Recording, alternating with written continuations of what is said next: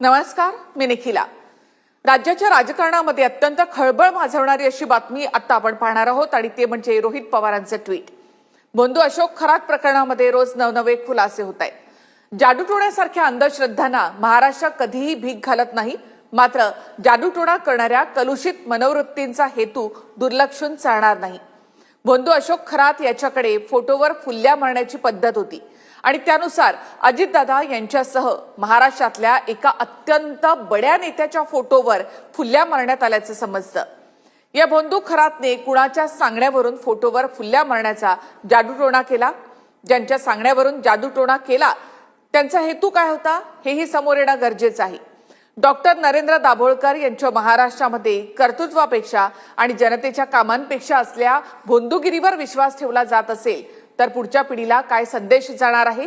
हे प्रकरण जेवढं भयावह आहे तेवढंच महाराष्ट्राच्या भविष्याला देखील घातक आहे। त्यामुळे या बंधुबाबाच्या माध्यमातून जादूटोणा करणाऱ्या अंधभक्तांचे चेहरे समोर यायलाच हवेत, असं खळबळजनक ट्विट रोहित पवारांनी केलंय। थेट त्यांनी अशोक खरातने बड्या नेत्याच्या नावावर आणि फोटोवर फुल्ल्या मारण्याकडे लक्ष वेधलेलं आहे। बंधू खरात याच्या